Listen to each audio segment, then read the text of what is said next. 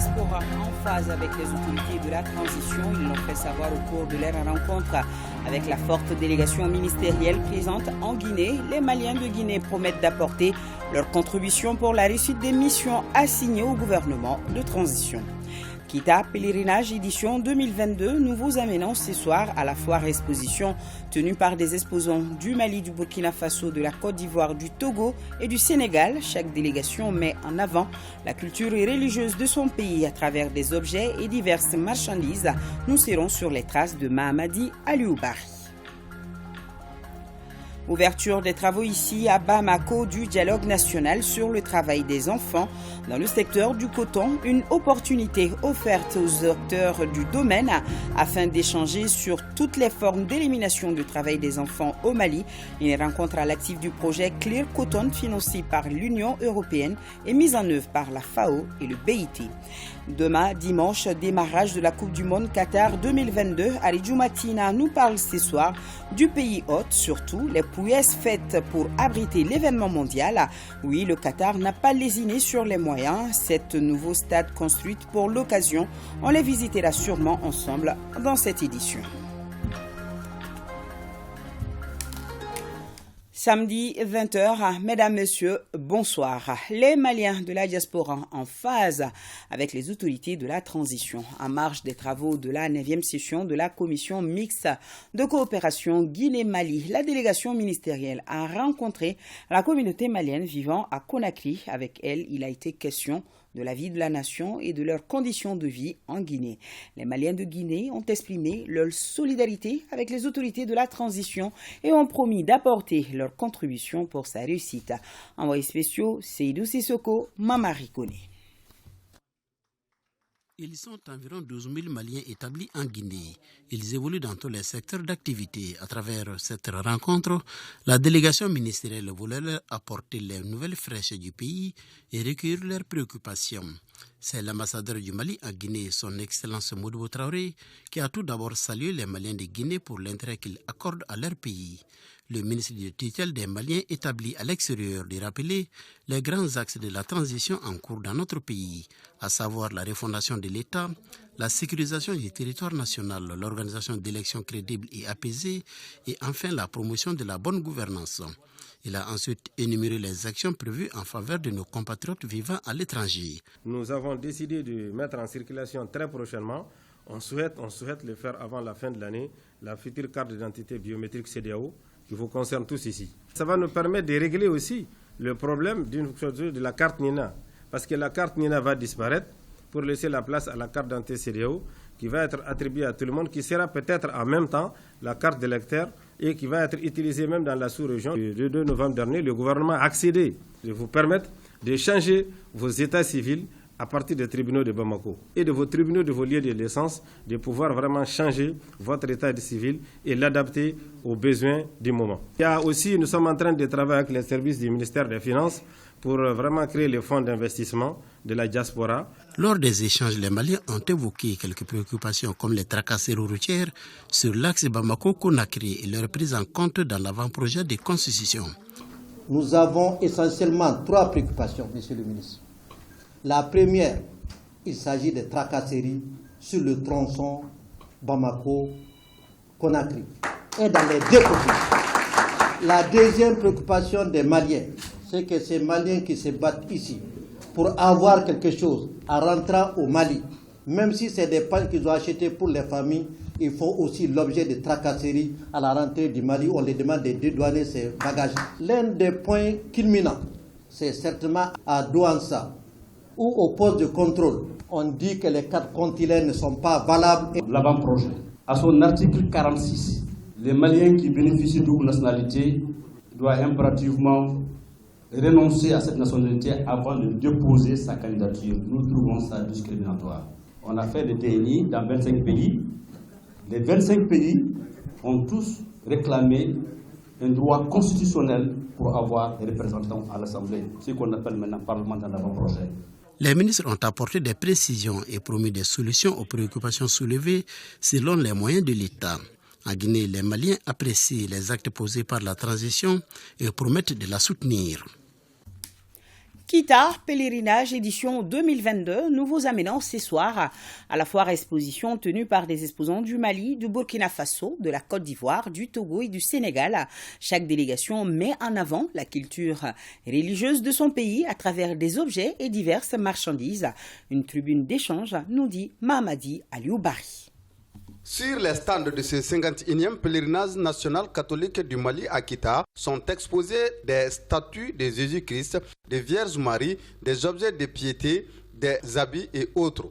Les exposants sont venus du Mali, mais aussi des pays limitrophes comme le Burkina Faso, la Côte d'Ivoire, le Togo, le Sénégal et bien d'autres. Et je sais que par la grâce de Dieu, tout se déroulera en paix et dans la joie. Et par la grâce, et la paix reviendra au Mali. Que ce que le président Goïfra Assimi, ça doit rester dans tous les pays africains. Le pèlerinage aussi, c'est un espace économique. Un espace économique comme ce marché qui s'est créé à l'occasion du pèlerinage pendant presque une semaine. Au-delà de tout ce qui se vend, il y a tous les brassages que nous avons constatés aujourd'hui. Nous avons plusieurs milliers, sinon des dizaines de milliers de pèlerins, ce qui représente une grosse aubaine pour les commerçants. Les marchands vendent toutes sortes d'objets appréciés par le curé de la paroisse catholique de Kita. Comme le pèlerinage, il a même maintenant pris une allure internationale. Il y a des objets profanes, de quoi payer à boire sur place, de quoi grignoter quelque chose. Mais c'est surtout un marché qui propose beaucoup d'articles religieux.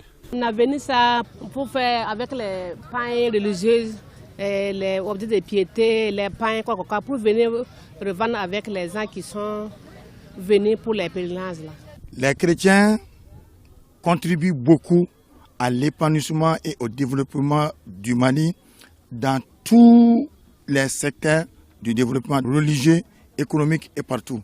Cette foire exposition offre aux clients des articles venus des 4 coins du monde. C'est donc une occasion opportune pour les exposants de se faire des chiffres d'affaires lors de ce 51e pèlerinage national catholique. Suite des activités du mois de la solidarité, le ministre délégué chargé de l'action humanitaire était dans la région de Kita, où Oumarou Diarra a remis une importante quantité de vivres à plus de 1800 sinistrés de 4 communes. Retrouvons Mamadi Alioubari. Les vivres et les kits sanitaires ont été remis à plus de 1800 sinistrés des villages de Touroulou à Kassaro, Bendouba, Kita et à Marina Sefeto Nord. Dans le Karta, le don est composé d'une dizaine de tonnes de vivres, de kits d'assainissement, de couvertures entre autres. Vous conviendrez avec moi que cette situation d'inondation dans le Karta et plus précisément à Marina montre à suffisance les effets du changement climatique. Donc un changement de comportement s'impose à chacun de nous.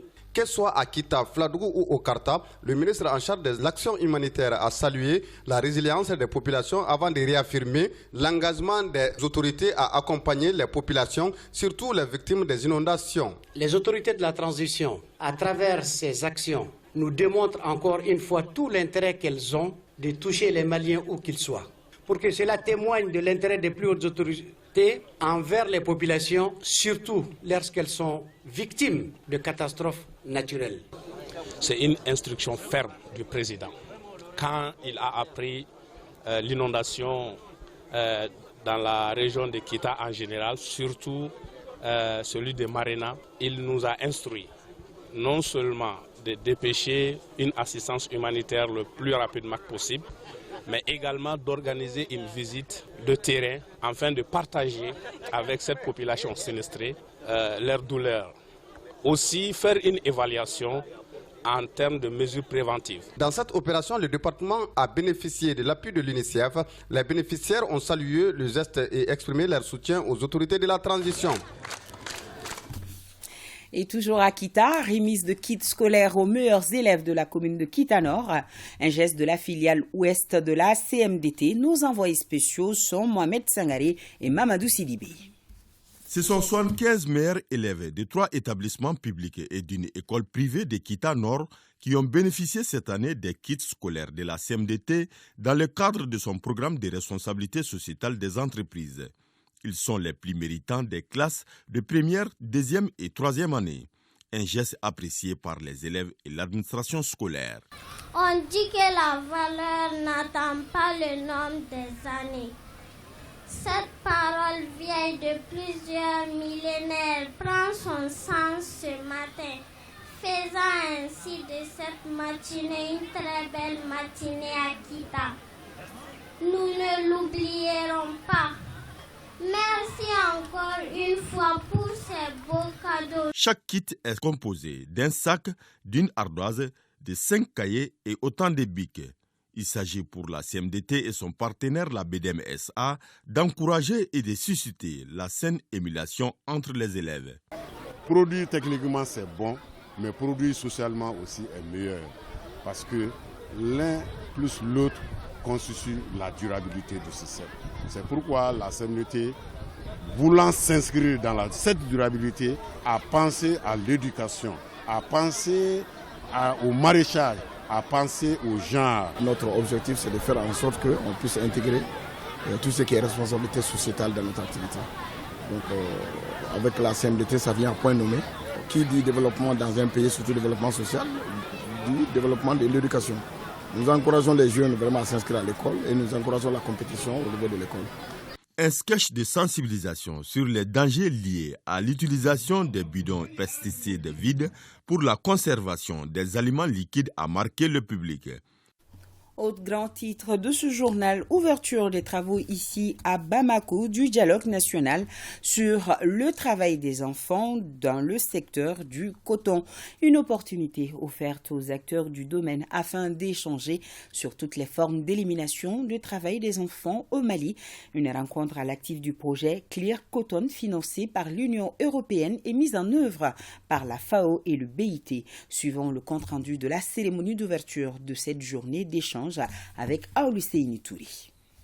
L'approche du projet Clair Coton consiste à contribuer à renforcer la législation et les politiques de lutte contre le travail des enfants dans les zones cotonnières, tout en sensibilisant sur les meilleures opportunités économiques pour les familles dans les zones ciblées. La finalité de cette journée d'échange est de mobiliser les acteurs autour de cette problématique et donner aux enfants maliens une chance de s'éduquer et au Mali une chance de se développer. Le Mali, pays reconnu pour sa performance agricole, en particulier dans le secteur du coton, fait partie de ces pays dans lesquels il a été identifié le nombre très important d'enfants qui travaillent dans le secteur du coton. Ceci compromet dangereusement non seulement l'avenir de ces enfants, mais l'avenir même du secteur agricole. Le fléau du travail des enfants, il est mondial et il touche probablement plus que 160 millions d'enfants partout au monde. C'est largement influencé, avouons-le, par la pauvreté des ménages.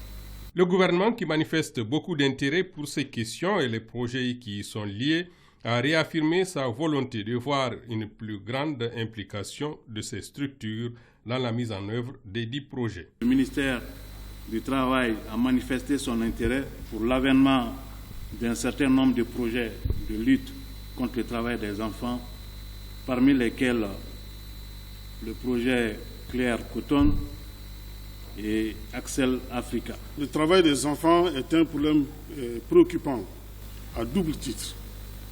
D'abord, en raison du nombre des enfants concernés qui demeure très élevé. Ensuite, et surtout en raison des conséquences négatives que le travail prématuré a sur le développement personnel de l'enfant et sur le développement économique et social de notre pays. Les différentes présentations ont porté notamment sur l'approche et les résultats du projet Clair, les actions directes et les innovations, les politiques et programmes, les stratégies et les synergies d'action. Le mouvement Mali Espoir a procédé à Ségou ce samedi au lancement officiel de ses activités quand Dessila était sur place. Mouvement Mali Espoir pour un lendemain meilleur. Le Mali croit, un rêve collectif soutenu et tous ensemble pour un Mali fort et prospère. Ce sont entre autres messages de cette cérémonie de lancement officiel du mouvement Mali Espoir à Ségou. Un mouvement qui entend soutenir les autorités de la transition et en appelle à l'union sacrée de l'ensemble des Maliens. Le mouvement Mali Espoir prend ainsi son véritable envol pour marquer son territoire dans les galaxies des forces du changement qui est sa place naturelle. La cérémonie a été marquée par une projection de films sur les acquis de la transition, acquis matérialisés par la montée en puissance de l'armée, l'élaboration d'un avant-projet de constitution ou les œuvres sociales du président de la transition. Un autre temps fort a été des témoignages de plusieurs associations ou mouvements. Le message que j'ai à lancer à toutes les associations de la société civile et même aux partis politiques, c'est qu'il est temps que nous sortons des activités isolées. Et vu qu'on soutient tous la transition, nous voulons tous que le Mali soit ce qu'on a connu hier. On a intérêt à se donner la main et accompagner tous les mouvements qui soutiennent les actions de la transition. Nous avons un devoir de génération, un devoir, une conviction perso de tout un Malien de se fédérer autour de la transition parce que nous sommes le soutien du peuple malien et non le soutien de quelqu'un. On ne suit pas un homme, nous suivons les idées que ces hommes portent.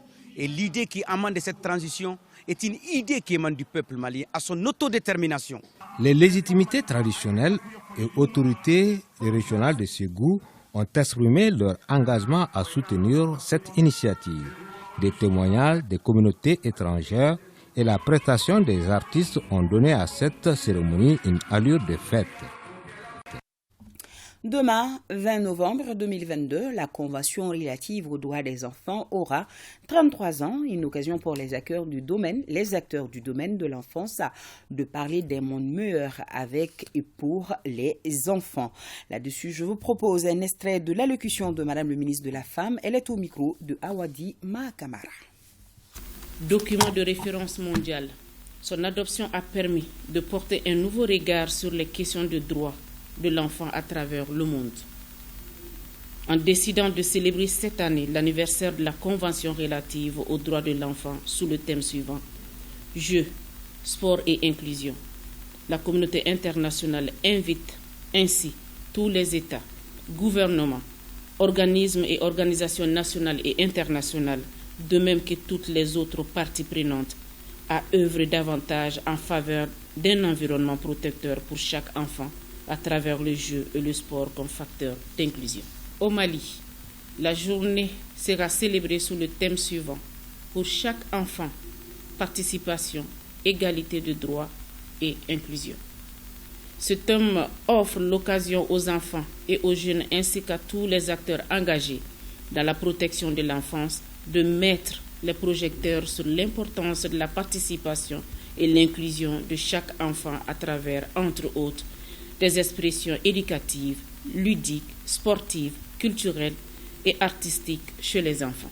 Beaucoup d'enfants participent malheureusement aux conflits armés, certains séparés de leur famille, d'autres victimes de restes explosifs, de guerres et d'agressions sexuelles. À ces lots s'ajoute le phénomène de mendicité et d'exploitation économique des enfants, garçons et filles, utilisés dans les travaux dangereux, notamment dans les sites miniers. Mon département travaillera davantage pour que chaque enfant soit un acteur de son propre développement et jouisse pleinement de ses droits sans discrimination. D'autres célébrations dans ce journal, nous parlons cette fois-ci de journée mondiale du souvenir des victimes des accidents de la route, couplée à la journée africaine de la sécurité routière. Ba Traoré nous précise que plusieurs activités sont au programme.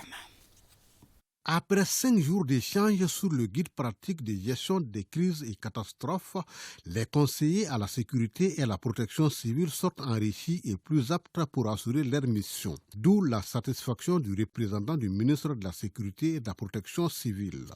Je crois pouvoir affirmer que les objectifs fixés ont tous été atteints par un renforcement des connaissances des conseillers à la sécurité et à la protection civile, qui seront des futurs, à ne pas en douter, formateurs, en mesure de contribuer à l'organisation des sessions de formation sur le guide à l'intention des acteurs locaux. En effet, vous avez démontré une bonne maîtrise des sujets, abordé une bonne appropriation des techniques et des savoir-faire nécessaires pour la dissémination du guide pratique de gestion de crises et catastrophes, gage de renforcement de la performance amorcée par le SECOGEC.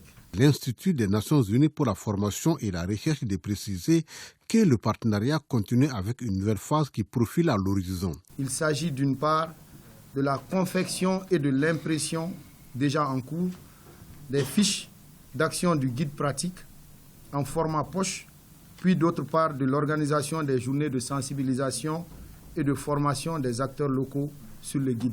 La session de formation de 5 jours a enregistré la participation des conseillers à la sécurité et à la protection civile de toutes les régions du Mali.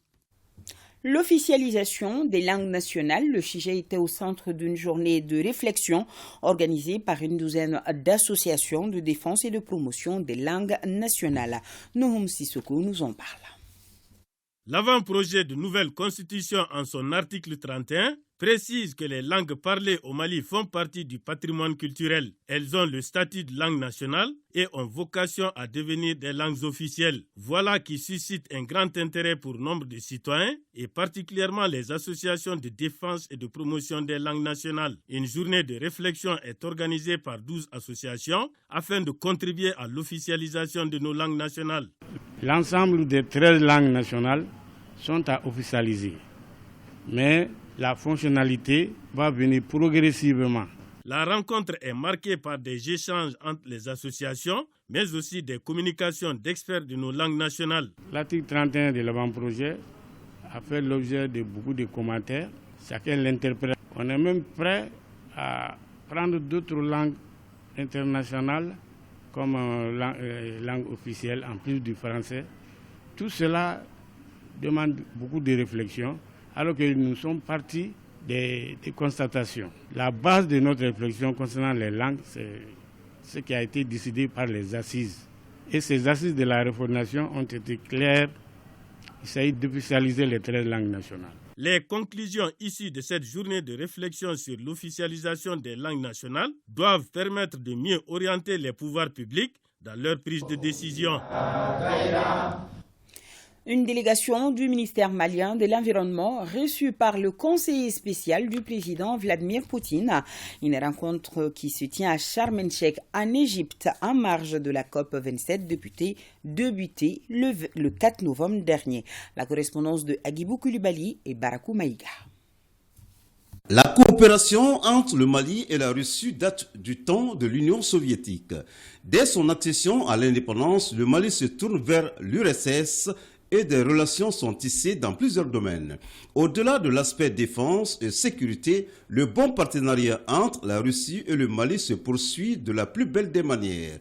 Pour preuve, la Fédération de Russie est disposée à aider le Mali dans la gestion des déchets. Concernant l'environnement, surtout l'assainissement, je dis qu'on s'est rencontrés aujourd'hui, ils sont très contents d'avoir la délégation malienne et que toutes les questions concernant l'environnement, surtout l'assainissement, et qu'ils sont prêts à aider le Mali parce qu'ils ont la technologie et pour que vraiment les deux pays peuvent mutuellement se concerter pour résoudre les problèmes concernant l'assainissement, surtout les déchets.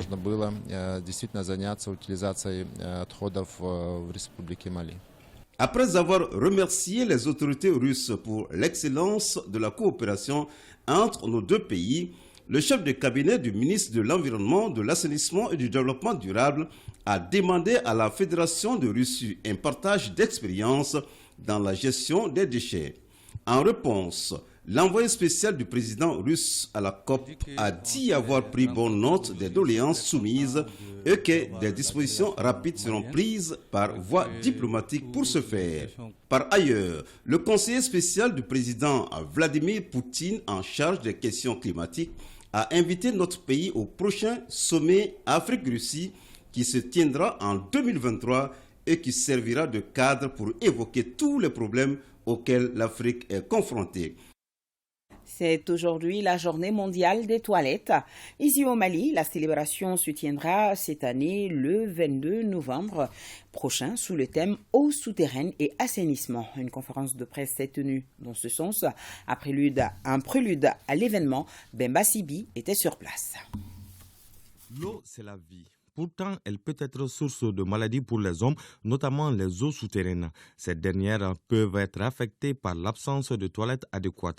C'est pourquoi le ministère de l'Environnement, de l'Assainissement et du Développement durable et ses partenaires ont mis cette problématique au cœur de l'édition 2022 de la Journée mondiale des toilettes, d'où le thème eau souterraine et assainissement. Les eaux issues des excréments issus des toilettes sont toujours infiltrées, professeur qui vient de le dire, dans le sol et qui alimentent, qui viennent aussi souiller les eaux souterraines. Et c'est eaux souterraines que nous reviennent encore en termes de ressources en eau. Les toilettes et les systèmes d'assainissement doivent être construits ou adaptés de manière à pouvoir résister aux phénomènes météorologiques aussi.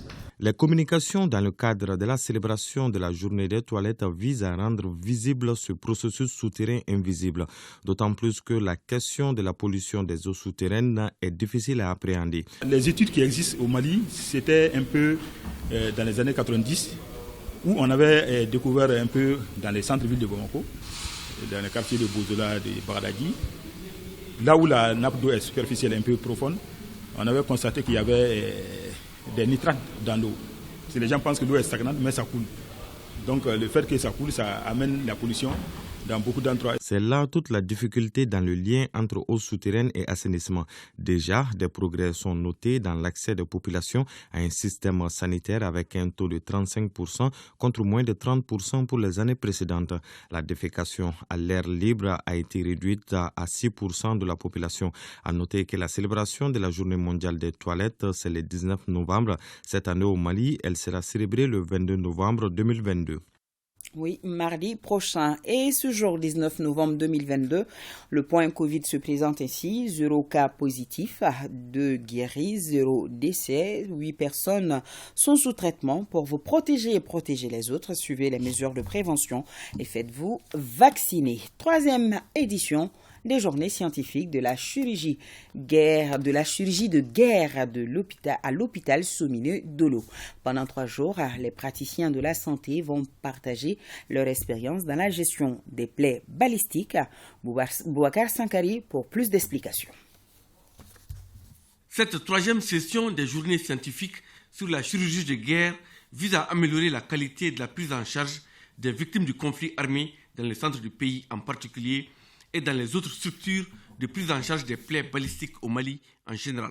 Pendant 3 jours, les praticiens et les techniciens de santé venus des régions du Nord et du Centre et de Bamako vont partager leurs expériences dans la gestion des plaies balistiques. Ces journées sont co-organisées par l'hôpital Somineux Dolo de Mopti et le CICR. Échanger sur les techniques qu'ils ont pu acquérir et améliorer ces techniques et ensuite aider à propager toutes ces techniques au sein de toutes ces formations en retour pour avoir des meilleurs soins alloués à ces personnes qui sont victimes du conflit actuel. Cette collaboration entre le CICR et l'hôpital Somineux Dolo de Mopti a permis de prendre en charge ces 3 dernières années 2000 blessés de guerre, mais pas seulement. Les renforcements des ressources humaines, il y a aussi l'accompagnement de l'hôpital dans l'acquisition des équipements de pointe, la disponibilité permanente et la dotation de l'hôpital en médicaments, en consommables. Les interventions en zone de conflit afin d'améliorer l'accès aux soins des blessés par arme, que ces blessés soient militaires ou civils. La prise en charge multidisciplinaire des blessés par arme. En 2023, il est prévu la construction et l'équipement par le CICR d'un pavillon dédié à la prise en charge des urgences traumatologiques. Désormais, dans nos librairies, l'ouvrage Mali, la société, la justice et nous. L'œuvre est de Amadouba, magistrat à la retraite et ancien président de la CENI.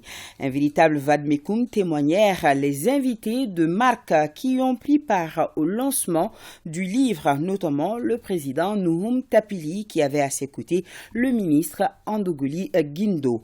Et le livre de 228 pages aborde pratiquement toutes les thématiques liées à la compréhension de l'appareil judiciaire. On le découvre avec Adama Djindé. Cet ouvrage n'est pas a priori destiné aux pratiquants du droit. Par contre, il constitue un véritable guide pour les justiciables. Avec près de 200 pages, il aborde 20 thématiques entre autres. Les acteurs de la justice, les voies d'accès à la justice, les enquêtes préliminaires, les sanctions pénales, la détention provisoire, le déroulement d'un procès ou encore l'exécution d'une décision de justice. L'ouvrage du doyen Amadouba essaye d'apporter des réponses à tous ces questionnements en démystifiant, je dis bien en démystifiant, le langage juridique, le jargon du palais. Magistrat chevronné avec une quarantaine d'années d'expérience, il a servi à la Cour d'appel de Caille et de Bamako et à la Cour suprême. Président de la CENI, Commission électorale nationale indépendante de 2017 à 2021. En écrivant ce livre, l'auteur avait un motif valable. Vers les années 1974, il y avait une émission à Radio Mali, que les anciens connaissent. C'était une chronique judiciaire. Et l'annonce, c'était « La société et nous ». Et cette émission avait pour vocation d'ouvrir un pan de la justice pour que les justiciables et les populations, les citoyens ordinaires puissent savoir le fonctionnement de la justice. Très jeune, je suivais cette émission qui a créé des vocations à beaucoup de jeunes de l'époque. Alors, quand j'entendais la société et nous, je me suis dit qu'il manquait quelque chose, c'était la justice. Je suis persuadé aussi que même pour les praticiens du droit, ce livre est utile dans la mesure où souvent nous posons des actes de tous les jours. Mais quand on vous demande de donner souvent les références textuelles, cela n'est pas évident. Les professionnels du droit et les proches de l'auteur, chacun a magnifié la qualité du document que certains ont proposé sa traduction en bambara afin que le maximum de citoyens comprennent le fonctionnement normal de la justice. Et ce fait divers, il se déroule tôt ce matin sur le site artisanal de Hamdalaï, derrière le centre islamique. Il s'agit d'un incendie qui a réveillé les artisans et les habitants aux environs de 5 heures du matin. Il a au passage ravagé plusieurs ateliers en bois et de nombreux véhicules stationnés dans les différents garages de la zone. On ignore encore les causes de ce sinistre dont les dégâts sont inestimables. Mamadou Fane, reportage. Réveil difficile pour les artisans exerçant au village artisanal situé derrière le centre islamique de Hamdalaï. En effet, ce site a été ravagé par un incendie tôt ce matin. Selon certains témoins, l'incendie a démarré entre 4h et 5h du matin. C'est une équipe de patrouille du commissariat du 2e arrondissement qui a alerté les sapeurs-pompiers qui se sont immédiatement rendus sur le lieu. On m'a appelé qu'il y a du feu au garage. Je me suis levé précisément. Bon, je suis venu au garage, je suis venu trouver qu'il y avait beaucoup de flammes partout. Bon, maintenant, quand on est venu, on a trouvé qu'il y avait des sapeurs-pompiers ici, et puis il y avait beaucoup de responsables ici. Bon, les sapeurs-pompiers, ils sont venus, ils ont fait de leur mieux. Il a fallu 45 minutes, 100 agents et 23 véhicules mobilisés par les soldats du feu pour venir à bout de ce feu. Dès que nous avons été informés, l'alerte a été donnée et tout le système a été mis au travail. Et progressivement, c'est vrai que le feu était très très sérieux, mais avec la méthode, nous avons pu, en ce moment précis, circonscrire. Nous sommes au 3e incendie. Les 2 premiers, il y a eu des formations en prévention d'incendie. Donc c'est suite à ces formations qu'on avait expliqué aux artisans. Plusieurs recommandations ont été faites. Donc parmi ces recommandations, il fallait laisser la voie. Il fallait avoir des bouches d'incendie. Le ministre de l'Artisanat, de la Culture, de l'Industrie hôtelière et du Tourisme qui s'est rendu sur le lieu a déclaré que toutes les dispositions seront prises pour éviter pareille situation. Nous ne déplorons pas de perte en vie humaine et pour cela nous remercions Dieu. Les incendies sur cette place sont devenus récurrents, ce qui pose le problème de la prévention des sinistres de ce genre. Et je pense que les jours à venir, nous allons rencontrer les artisans de cette place pour réfléchir avec eux sur les mesures à envisager pour prévenir ces cas de sinistres. Selon le président de l'APCM, on déplore un blessé et les dégâts sont estimés à plusieurs centaines de millions. Le ministre Andogoli Guindo a salué le courage et la bravoure des soldats du feu qui, grâce à leur effort, ont pu maîtriser la situation. Les responsables du Front uni pour la sauvegarde de l'intégrité du Mali ont tenu un point de presse. Jules Sambo Sissoko nous en parle. Depuis plusieurs années, le Mali se trouve confronté à une crise multidimensionnelle qui impacte négativement la cohésion sociale, la paix et les efforts de développement. Pour y faire face et relever les défis de l'heure, les filles et les fils du Mali doivent se donner les mains en regardant dans la même direction selon le fusil Mali. Le combat pour la restauration de l'honneur et la dignité est un combat de longue haleine, empreint d'engagement patriotique, estiment les responsables du Front pour la sauvegarde de l'intégrité du Mali. Nous rappelons l'opinion nationale et internationale que le chronogramme des élections est issu des résolutions des assises nationales de refondation.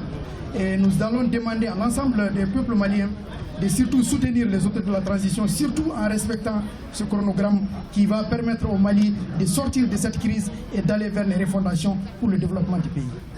Aujourd'hui, le Mali a besoin de cohésion et de compréhension partagée pour accompagner et soutenir les autorités de la transition, indiquent les cadres du FUSI Mali au cours de ce point de presse.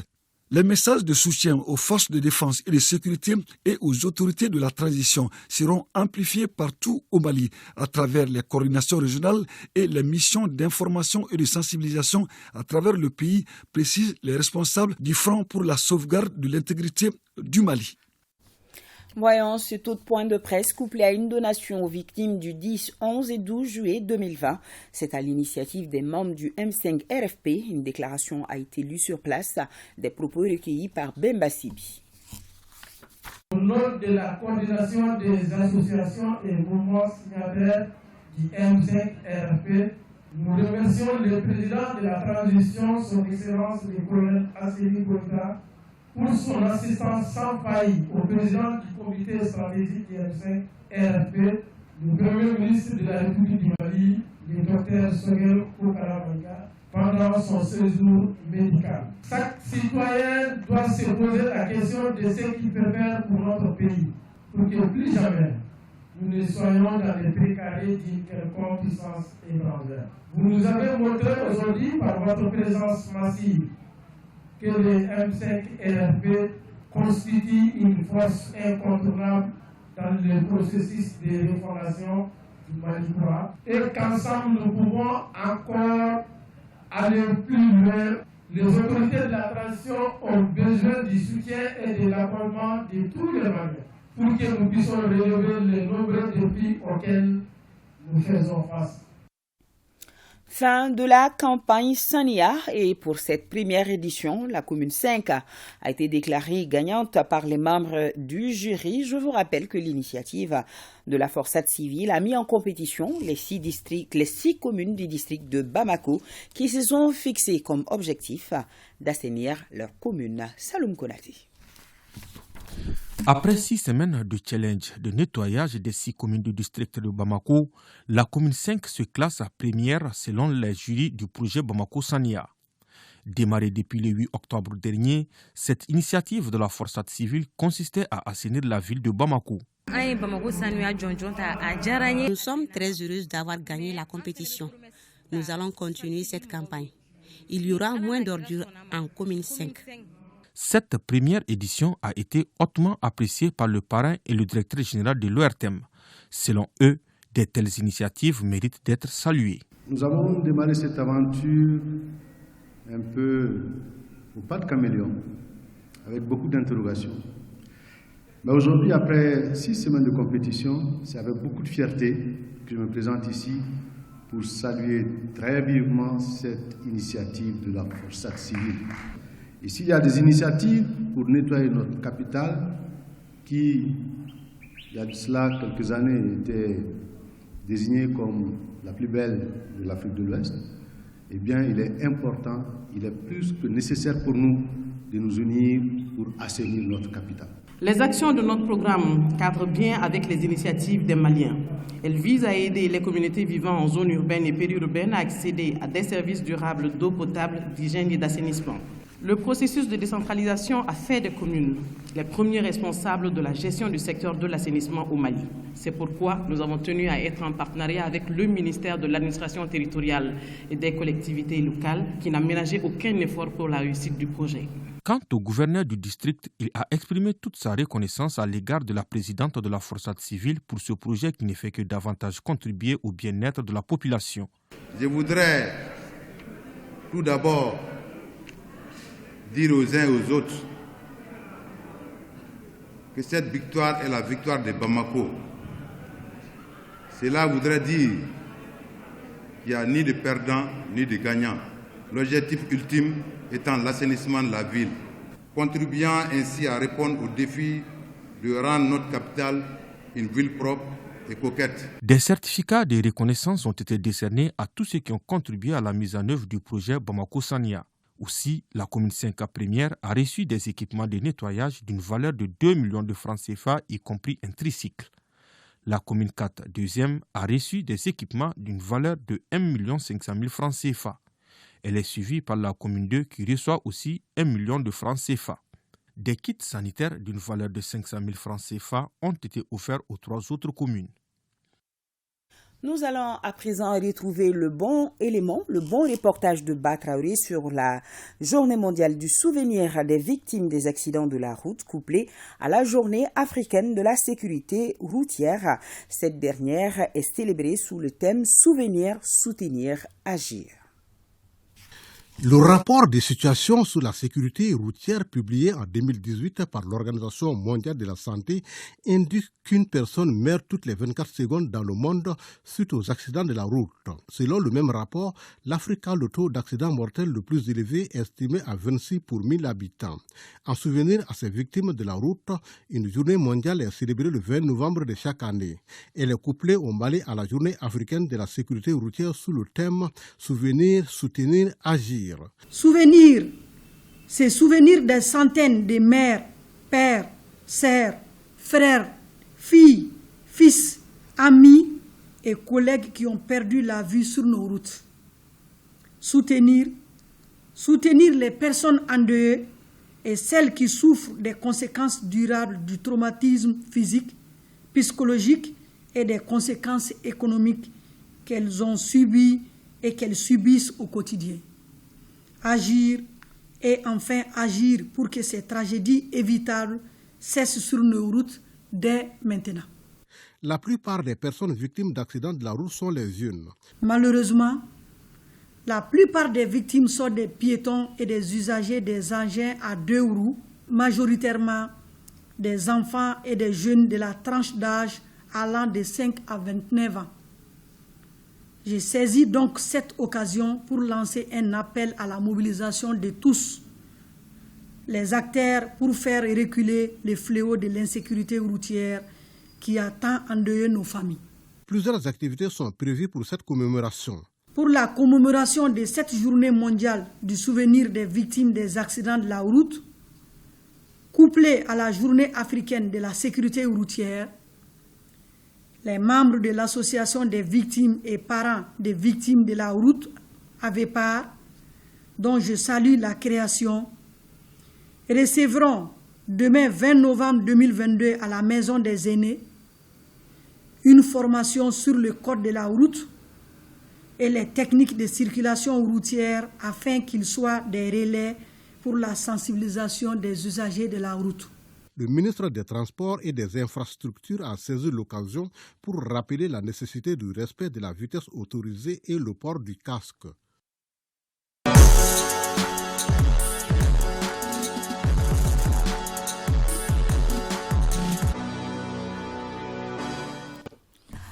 Bonsoir, Kodji Sibi. Bonsoir Nanalu, bonsoir à tous. Alors, le jour J, c'est demain. La Coupe du Monde Qatar 2022 donne son coup d'envoi ce dimanche.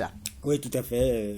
Un événement planétaire. Vous comprenez tout le sourire parce que on va respirer football, la crème du football mondial pendant 1 mois. Alors, les autorités, en tout cas de la transition, on en parlera tout à l'heure. Tout à fait. L'ORTM au rendez-vous donc avec la diffusion de 28 matchs à partir de la phase de poule, un droit de diffusion qui a été rendu possible, comme vous venez de le dire, grâce à l'implication des autorités du pays. Oui, les autorités, les plus hautes autorités ont donc dû mettre la main à la poche pour mettre l'ORTM dans les conditions de diffusion de ces 28 meilleurs matchs, on va dire ça comme ça. En tout cas, je vous propose qu'on écoute le directeur général de l'ORTM, Hassan Baba Diombele, qui nous en donne plus de détails. On l'écoute. L'Office de radio-télévision du Mali a obtenu les droits pour la diffusion des 28 meilleurs matchs de la compétition qui démarre ce dimanche au Qatar. Ça a été un long processus de négociation parce que, comme vous le savez, les droits sont détenus par la FIFA, mais la FIFA a mandaté certaines structures, dont New World TV, qui a eu l'exclusivité sur les droits en Afrique subsaharienne. Donc, nous avons négocié depuis des mois avec New World TV pour pouvoir d'abord avoir un coût préférentiel par rapport aux droits et ensuite essayer de négocier sur certaines dispositions par rapport à la retransmission des matchs. Donc, ce qui nous a conduit à signer entre nous et New World TV un partenariat, un contrat qui nous permet aujourd'hui d'affirmer que nous allons offrir en clair, gratuitement, sur l'ensemble du territoire national, les 28 meilleurs matchs de la compétition à nos téléspectateurs, mais également à nos auditeurs. Cela a été possible, il faut le souligner tout de suite, grâce à nos autorités. C'est le lieu pour moi, au nom de l'ensemble des travailleurs de l'ORTM, de saluer nos autorités qui ont accepté de mettre la main à la poche pour satisfaire le peuple malien, mais surtout le public sportif malien. Parce que, après négociation, les droits nous sont revenus à environ 500 000 €, donc ça fait à peu près 350 à 400 millions de francs CFA. Il y a d'autres détails parce qu'il fallait renouveler certains équipements pour nous permettre justement d'avoir les images nettes. Donc, de bout en bout, on peut affirmer qu'aujourd'hui, les droits nous sont revenus à environ 400 millions de francs CFA. Et c'est les autorités de la transition qui ont accepté de mettre la main à la poche pour permettre justement au peuple malien d'avoir vraiment les 28 meilleurs matchs de la compétition. C'est un peu dans la sous-région, comme je l'ai dit. Les droits sont commercialisés en Afrique subsaharienne par New World TV. Vous allez au Burkina, vous savez qu'il y a certains médias publics d'ailleurs qui n'ont pas pu avoir les droits par rapport à la compétition, mais dans 20 pays de la sous-région, il y a certains médias publics qui n'ont pas pu avoir les droits. C'est le lieu pour moi vraiment de saluer les autorités de la transition, à commencer par le président de la transition, le colonel Assimi Goïta, le premier ministre chef du gouvernement et l'ensemble du gouvernement du Mali. Mais je voulais profiter de cette occasion pour souligner que nous, en tant que médias publics, on a envie de satisfaire le public sportif malien en retransmettant le maximum de matchs possibles. Les matchs internationaux, comme vous le savez, sont liés à des textes et à des droits. Et très souvent, les coûts liés aux droits sont très élevés. Je vous donne un exemple. Quand vous prenez par exemple la compétition, la CAN, la dernière CAN, la Coupe d'Afrique des Nations, que nous avons proposée à nos téléspectateurs, la CAN, rien que la CAN a coûté en termes de coûts, puisque les droits étaient détenus par l'UAR, qui est basée à Dakar, ont été évalués à environ 1 500 000 €. 1 500 000 CFA environ. Et encore une fois, c'est le gouvernement qui a mis la main à la poche. Je donne un autre exemple. Le dernier match des éliminatoires de la Coupe du Monde, justement, où le Mali affrontait la Tunisie, souvenez-vous, un match aller et un retour. Ce seul match, puisqu'on a tenu à donner ce match-là à nos téléspectateurs, à nos auditeurs, le gouvernement a déboursé pour ce seul match environ 100 millions de francs CFA. Et je me rappelle bien, c'était un week-end, et il a fallu des tractations pour pouvoir avoir les relevés satellitaires, pour permettre. Donc, c'est pour vous dire vraiment qu'aujourd'hui, le football, comme on le dit, c'est vraiment un gros business. Et derrière, il y a des sous et très souvent, il faut le reconnaître, on n'a pas les moyens d'offrir certaines compétitions à nos téléspectateurs. Et encore une fois, je reviens là-dessus, c'est grâce à l'appui du gouvernement, grâce aux efforts, aux sacrifices de nos autorités que nous pouvons aujourd'hui, en toute tranquillité, dire que les téléspectateurs maliens, les auditeurs maliens pourront suivre cette compétition mondiale en clair sur les 28 meilleurs matchs de la compétition. La compétition qui démarre donc demain dimanche. Suite fin de notre série de présentation des pays participants à ce mondial 2022. Gros plan ce soir, Kodjisibi, sur l'hôte de la compétition, le Qatar. Oui, le Qatar qui a mis les petits plats dans les grands, en tout cas pour mettre dans les conditions idoines les participants à cette 22e édition de la Coupe du Monde. Alvi Matina nous revient sur les efforts consentis pour ce faire.